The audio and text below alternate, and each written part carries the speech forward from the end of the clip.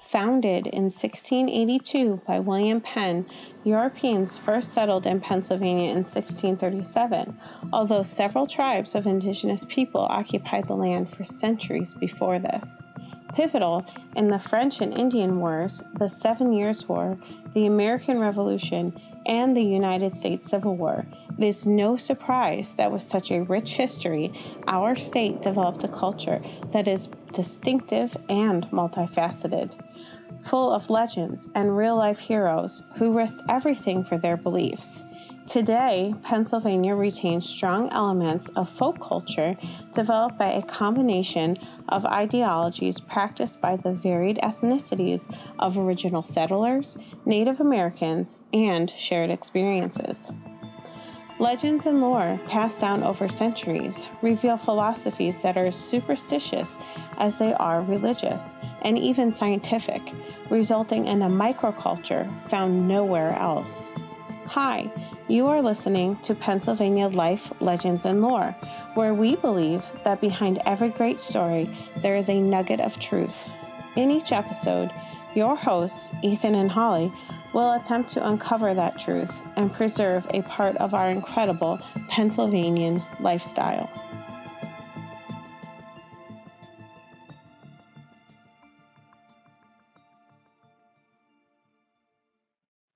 Hey everyone, thanks for joining in. Today's story is a local ghost story, one that actually hits real close to home here for the Shawley Agency, one that I wasn't even aware of growing up. It's very interesting. We'll be diving into our research to see if the main character of the story actually existed, and in doing so, resolving discrepancies between the story and local history. Sit back and enjoy. Hello and welcome back to the podcast Pennsylvania Life, Legend, and Lore. I'm Holly. And I'm Ethan. And on this episode, we're going to be discussing the ghost of White Deer Pike and the mystery that surrounds this legend. So we're going to start off with a little history. Europeans first settled in Pennsylvania in the 1600s, and the region was home to Native American tribes with their own belief systems. Many of the interesting legends that we have today are thanks to the varied backgrounds of the pioneers who made the territory their home and ultimately established our unique culture that is found nowhere else in the world.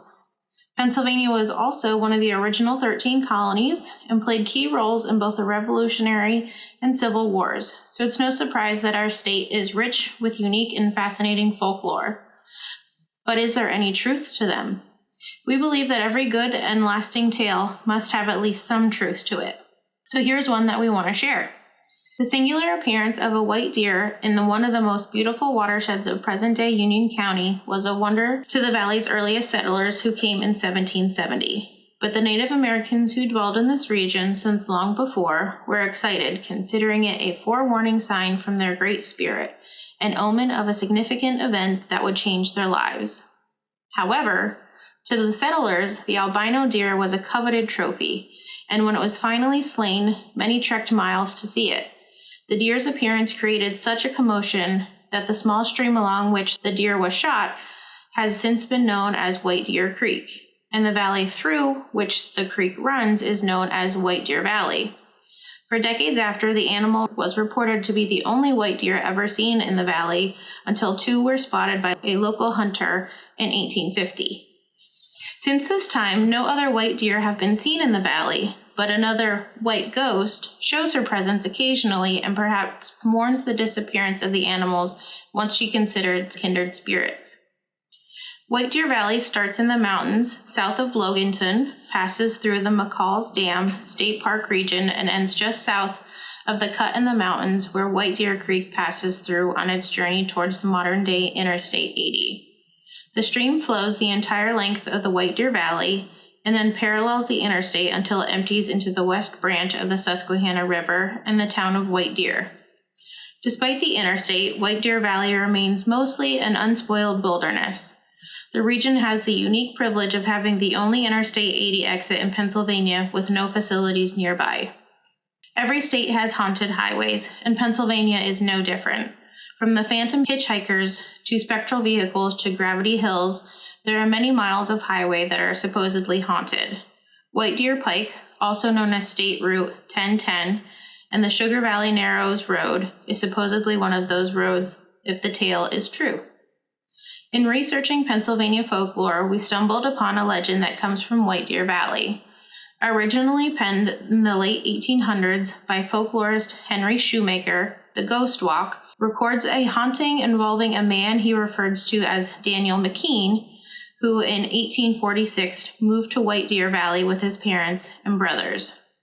The McKeans cleared the forest land and erected a house and barn along the White Deer Creek. When clearing the ground around the homestead, they allowed 2 gigantic white pines to remain standing in front of the barn to provide shade for the animals using the water trough. Everything seemed to go well for the family as they farmed the lands in the remote valley. However, life took an interesting turn for the McKeans one evening when the sheep did not return from the pasture. Daniel was sent out to find the missing animals, but by the time he found the animals, returned them to the barn, stabled his mount, it was about 11 o'clock. Daniel closed the barn doors and, turning towards the house, was stunned at the sight before his eyes. In the area between the 2 large pines was a ball of light that looked as if it was dancing. As it bounced between the trees, the ball elongated and grew larger until it transformed into a young woman of great beauty. Their eyes met, and Daniel instantly fell in love with the ghostly enchantress. Time stood still as he was arrested by the vision of beauty. Then the beautiful maiden reached out and touched one of the trees, instantly turned back into a ball of light and disappeared. The next night, Daniel slipped out of the house and was once again treated to the same vision. This went on for some time until his father demanded to know what Daniel was doing. Shoemaker does not record why his father demanded this. Maybe Daniel was caught sneaking out, or maybe his work ethic disappeared. Regardless, his father finally confronted Daniel about his mysterious night wanderings. That night, Daniel was accompanied by his father to the area where Daniel had been watching this spectral beauty. Daniel's father never spoke about what he did or did not see that night, but the next morning, despite Daniel's protests, the 2 pine trees were cut down and burned. For weeks after, the 2 stumps dripped a strange red sap that looked like blood. Daniel never married, and his heart belonged to the ghostly woman. Daniel's brothers eventually moved on, found their own homes, moved west, and started families. When his parents passed on, the land was left to Daniel, who remained on the old farmhouse. People would see him sitting near the old, rotted stumps, talking to himself, hoping to see his lovely maiden again. We first stumbled across this tale on a blog written by adventurist and folklore lover Norman Hauser, who writes about his ventures in the Pennsylvania Rambler. The story was also documented by Shoemaker's successor, Jeffrey Frazier, in his book Pennsylvania Fireside Ghost Tales. Both included a modern-day twist that happened to friends of Hauser's. Norman had been told this story prior to ever hearing Henry Shoemaker's tale, and was surprised by the number of similarities, which may lend credence to the original tale. It goes like this. I went to college with Frank and his wife Heather. We had several classes together, and while doing a project for a literature class, discovered that we were all interested in ghost stories and folklore. We would share ghost stories, but we rarely spoke about personal experiences. Have you ever seen a ghost? Heather asked one evening. The statement came seemingly out of nowhere and immediately caught my attention. Frank tried to push it aside, but I was interested. After a little prying, they conveyed the tale that occurred in the autumn of 1995, a couple of weeks before they had shared the story with me. They were headed home for the weekend, and due to various reasons, they did not leave Lock Haven until it was getting dark. It was around 8 or 9 at night when we left, Heather recalled. They were nearing the mile-run exit on Interstate 80 when they came to a halt due to traffic, which was lined up as far as they could see. For an unknown reason, the traffic just sat there, Heather would recall. We decided to get off and take the side road that paralleled the interstate. This side road would be White Deer Pike. As they drove along, they both thought it was strange that no other vehicles got off at this exit, especially seeing that the traffic was barely moving. They had traveled just a short distance when they saw her standing along the road. The short distance, according to Frank, was roughly a mile. We got off the exit, turned left. We crossed over a bridge, and then we went down a hill. It was in that area when we spotted her. They described her as a beautiful young woman, about 20 years old, and blondish hair. She wore what appeared to be a flowy white, translucent wrapping that did little to hide her natural beauty. She might as well have been naked, Frank laughed, causing Heather to give him a cold stare. You saw everything. The figure was standing along the edge of the road when they passed her. She was standing along the right side of the road. I mean, right on the edge. I had to swerve into the other lane to avoid hitting her. Not sure what they had just seen, they found a place about a half a mile past her where they could safely turn the car around. The figure was still standing there when they returned. Frank and Heather described a young woman with long flowing hair. They both agreed that she appeared to be solid and seemed to shine in the car's headlights. Though she never moved, her clothing flapped wildly in the air as if caught in a strong wind. Looking at her, the detail both would later remember were her eyes. They were sad eyes, Frank remembered. Heather agreed. It's funny, Frank stated. It's been 20-some years and I still remember the sadness in those eyes. I can't remember what I did yesterday, but those eyes. The words Heather spoke next summed up the experience. She turned into a ball of light and zipped off through the woods. In an instant, the woman who had been standing there shrunk into a small ball of light and flew over White Deer Creek and disappeared southward into the woods, all in a matter of seconds. Frank and Heather sat there for a couple of seconds, though they said it felt like a long time, before they decided to get out of the area. They quickly turned around and drove as fast as they could to a place some distance between them and what they had just witnessed. The sincerity in their voices that evening told me they experienced something they could not explain. It has stuck with us, Frank said. We never drove that stretch of interstate ever again in the dark. If it was getting dark when we wanted to leave Lock Haven, we just waited until the next day.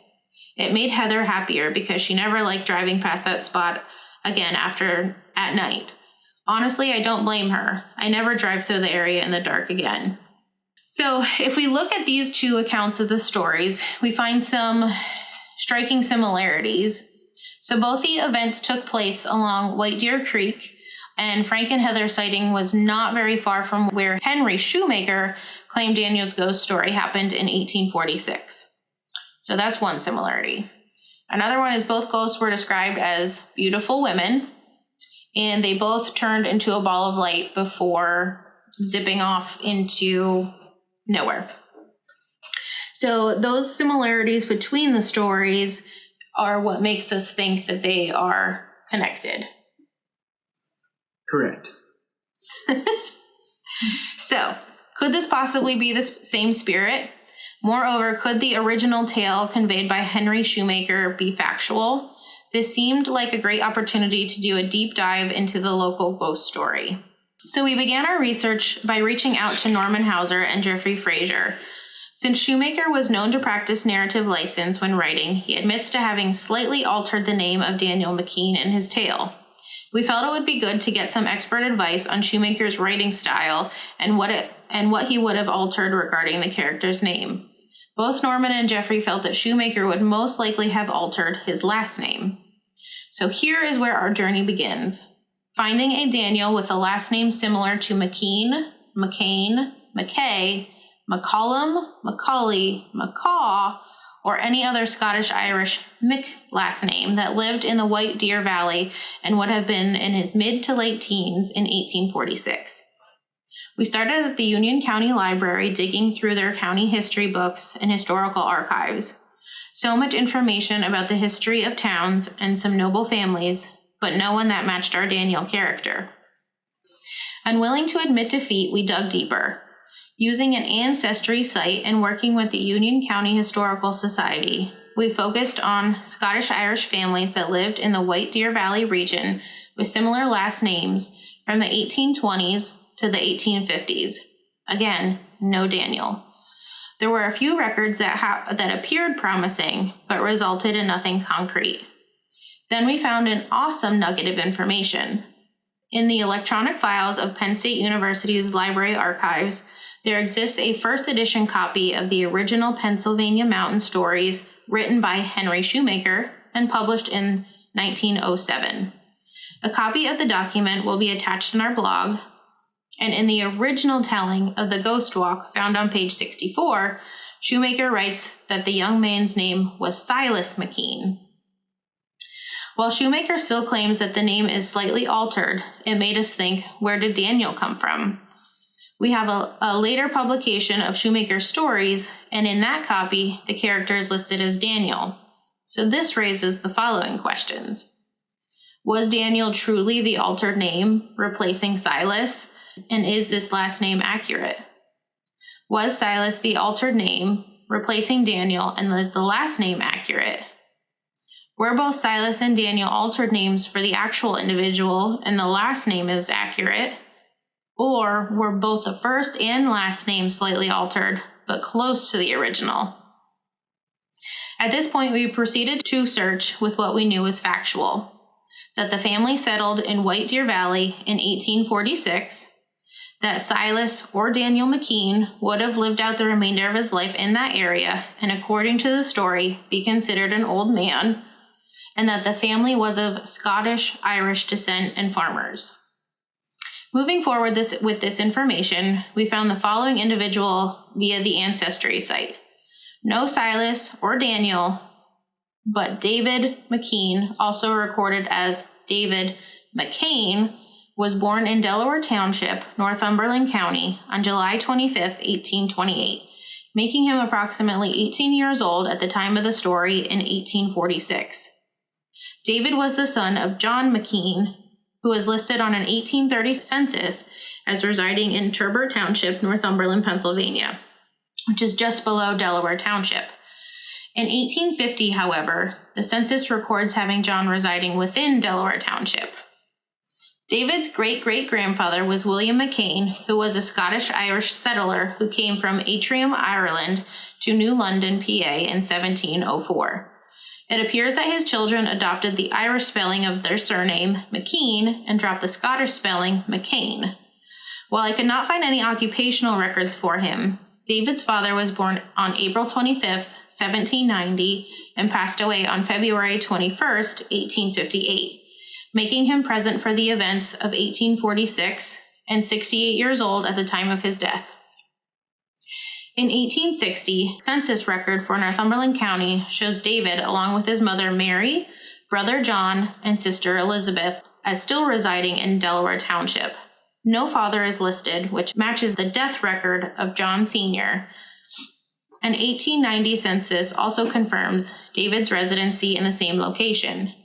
He died on June 7, 1905, at age 76, and is buried in Milton, Pennsylvania. There are a few details about David's life that depart from the story, but don't necessarily eliminate him as a fit for the actual person this tale is about. David has a record of military service in the Civil War from 1864 through 1865.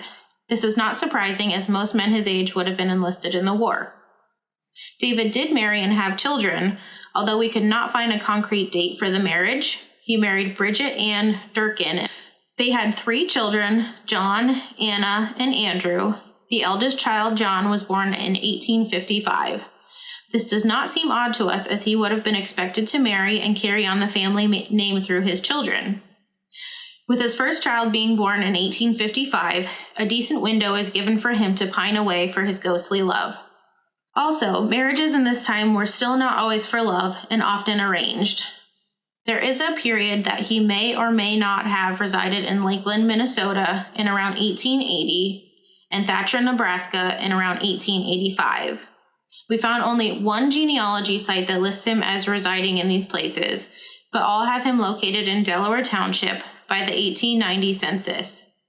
We also trace several members and branches of the McCain family in the Midwest through the 1800s. This ties in with the tale that the main character's siblings moved out west, but it does not state that Daniel also resides out west. In this era, it would not be uncommon for family to visit and stay for extended periods. Henry Shoemaker's tales were published in 1907, while David passed in 1905. However, the original records of the Ghost Walk occurred in 1898. We know this because his opening paragraph, Shoemaker states that events occurred 52 years ago. All of their records have David as residing in Delaware Township, Northumberland, PA, not in Union County or White Deer.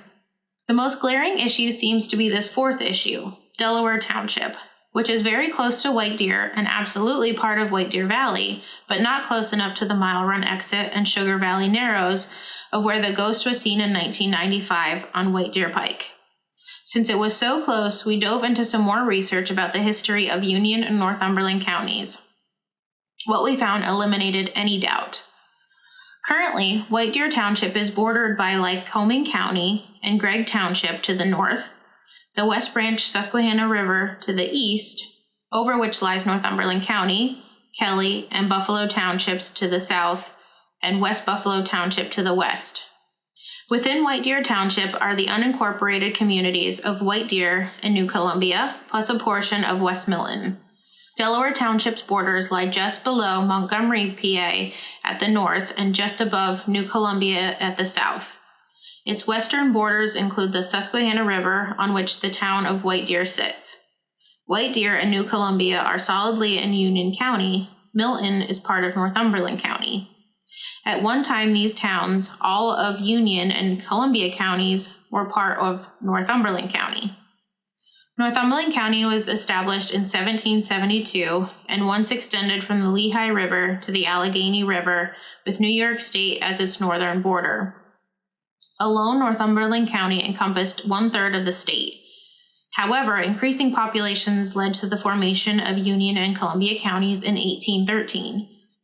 These counties were carved out of Northumberland County, and there are records of residents being extremely dissatisfied with their dismemberment, even opposing the division into the mid to late 1800s. In addition, White Deer Township was and still is unincorporated, meaning the census location for those living in this area would have been another nearby town. Today, that is possibly New Columbia or West Milton, but at the time David McKean was living, and at the time of the story, those parameters were likely blurred. It seems plausible that due to his history of the area and the proximity of the townships, he and his family could have been living on a farm at the White Deer Valley near Sugar Valley Narrows, where White Deer Pike currently runs through, and still be on a census for Delaware Township. We shared our findings with both Jeffrey Fraser and Norman Hauser, and they concurred we have likely found Daniel or Silas McKean. We have not been able to find any other accounts of individuals seeing this beautiful apparition. Undoubtedly, many have tried to see the same ghosts, turning off of I-80 at the Mile Run exit after dark and headed eastward on White Deer Pike. And what we found, she's never appeared. Perhaps she's satisfied that her story is being shared. Nonetheless, her name, apparent tragedy, and the location of her earthly remains are as much a mystery as when McKean first became enamored with her. If you happen to travel Interstate 80 at night and decide to take the Mile Run exit, traveling along White Deer Pike through the Sugar Valley Narrows, be sure to keep your eyes open. Maybe you too will spot the lovely maiden, and if you do, be sure to let us know. So that's a very interesting story that I did not know. Growing up around the area, I would have assumed that you would know more so than I would know. Nope. You grew up a lot closer to it than I did, and travel out that way. Correct, yeah. Well, Dad and I used to fish. I can't think. Well, no, it's White Deer Creek. Mm-hmm. Yeah, had to think about that there for a second. We used to fish out there, so never saw any ghost during the day, but been out there many times, but never heard of the legend. It's a good one being so close. And I find it interesting that there are two different stories that are so similar that gives it a lot more credit to me. If you're just hearing a legend, it's hard to know, any sort of the background with it. But I feel like having other eyewitnesses to it in 1995 gives it a lot more credit, at least in my eyes. Yeah, I mean, me on my opinion of ghost stories in general. I'm definitely more of a believer. Yeah, I'm not a super big believer in ghost stories. I've definitely had some experiences throughout my life that's like, okay, maybe something is possible, but I've never seen a ghost that it's like, oh, well, I believe in ghosts. So, well, and I think too, I'm more skeptical. Just getting to figure out who the story Henry Shoemaker was writing about, if he was a real person. If he wasn't a real person, then it's just a tale. It's not, there's no validity to it until you actually find who the story is truly about, to actually put some credit to it. Correct. Now, we do have the 1995 sighting of people who... right, but that doesn't give any sort of validity to it's David Daniel Silas story. That correct, it does, but then it doesn't actually... A lot of the information aligns from the story to, their sighting, unless they... What gets me is that they were both so similar as, like, they're watching her. She was there for a long time. They left and came back. She was still there. And then she turned into a ball of light and then just disappeared. Yeah, that's a little weird. Yeah. And the fact that they didn't know about the story prior also gives them a little more credit. And it sounds like they weren't too forthcoming with the story either. They waited a couple weeks to talk about it, and... Right. I believe they saw what they claim they saw, or I believe what they think happened, they definitely saw. But for me, it's just like, I don't know. Until you see it, you're not convinced. I need to see the facts. And I know now, not in 1995, cell phones were not... that's what's fun about cameras. Ghost stories. You Correct. have to have faith and believe that there's correct. And like I said, I've had 2 experiences in my life that, maybe ghosts are real, but none that I've never had something that's like, oh yeah, I totally believe this. Sometimes I think I just saw things. I think one of coincidence. The cliffhangers from this story that bugs me is just that, like, we have no idea who this woman is. Right. Obviously she passed away long ago, since this story was from 1846, but it's just sad that the story kind of revolves around her and we know nothing about her. That's sad. Yeah, and I traveling that road many times. I know you've been on it once or twice, but in the middle of the night, if a person is standing alongside the road on White Deer Pike, I'm gonna just say see ya and drive away. Unless they look like they need help, but if it's just someone standing there, I'm out of there. A glowing woman, dress blowing in the wind with no wind. Like, that would be very intriguing. Although, until you're in that situation, I can't tell you, you'd probably be scared out of your mind, but it would be very fun to see. For the listeners that know the area, also know there's nothing around. To give the off light. Correct. Well, to give off light, and if you see something like this, most people aren't going to hang around because there's nothing around. It's miles and miles and miles away from right, like we said, anything. it is the only Pennsylvania exit that doesn't have amenities or anything close by.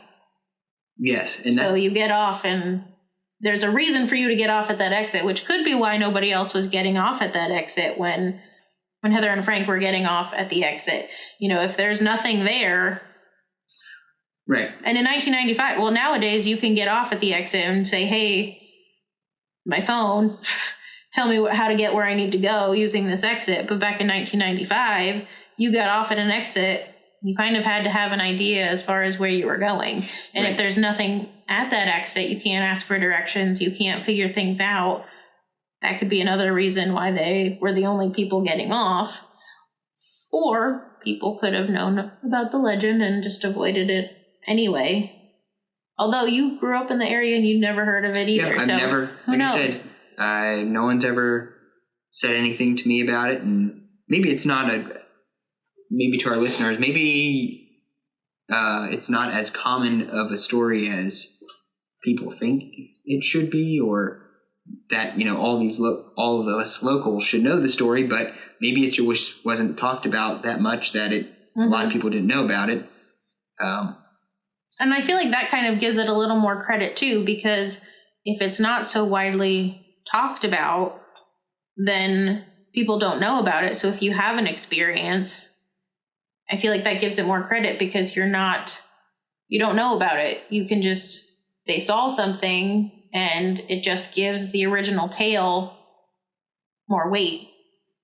Yeah. And I do find it interesting, like listening and learning about this story. I will say that, and I think I've told you this numerous times, from like all of my hunting travels, because that's my main road that 80 is the main road that I travel to go to where I hunt, and you can see white deer pike right from 80, but I have always said that stretch of road is some of the scariest stretch of road that I've ever traveled on. It's a little creepy at night because there really is nothing around, and like there's always accidents, and it always seems to be like the most dangerous section of road in Pennsylvania, in my opinion, because there's just always, it seems like always something is happening there. I believe on 80 there was somebody who was murdered and their body was found along the exit. And then, like I said, it's just, there's always it seems like there's always accidents there. And I wonder then, could the accidents have something to do with this lady in white? If they're like seeing something, and you never know. In your brain maybe, but that's where my brain goes. Not for me, but I've always your brain goes to, okay, it's the environment. There's something about this road that is treacherous to people driving, and my brain goes, they're seeing a lady in white and they're just losing control of their cars because of seeing a ghost. But my point is that it's already kind of a sketchy road as it is, that I feel like people, if you go off of 80 is a sketchy road. If you're like, I'm going to get off at the Mile Run exit because there's some, in Frank and Heather's case, traffic problems and they knew where they were going, that's an even sketchier, it's not sketchy to us natives, but to people who don't regularly travel it, it's a little bit of a weird, creepy road. It's stones and it's and that was one and a half lanes. In 1995. Right. And I think in 1995 it was still stones. 2022, it half of it was probably in worse condition back then than it is now. I don't know. I think it has always been. In 1995, I think it was still stoned like it is today. I don't know if that has changed. Anybody knows that information, please let me know. But that would have been close to when I started going with Dad on fishing excursions, and I always remember it the way it still is today. But my point was, at night, that's just a very creepy, weird section of road. So have a creepy road plus a creepy lady, you're not sticking around. Correct. But the story is very fascinating to me. I think it's interesting, and it's just one little piece of Pennsylvania lore or mystery that has just been here that I didn't know about, and it was awesome learning about it. And I think that's what's going to be fun about this podcast is, we're learning, but also, there are stories that people who have lived here our entire lives have never heard. And then we can get your input to kind of see if there's more to the story, if anybody else knows any more, if anybody has seen anything. I think having a good interaction with our listeners is going to be key to, seeing if there really is anything to some of these stories and legends. Yeah, and if you're listening and you do know about this story or have more information or have heard a different version, know anything about it prior to listening to this, if you're watching it on YouTube or Facebook, leave a comment, let us know what you've heard, or reach out to us.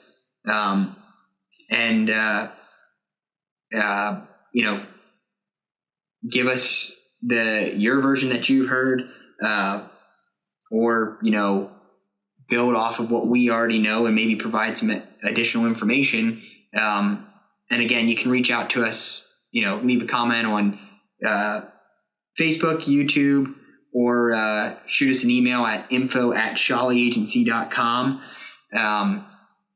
Also, if you have any other Pennsylvania legends not related to this, and you would like us to cover it, let us know. We're looking to cover all the mysteries of Pennsylvania, so we'd be interested in hearing about them.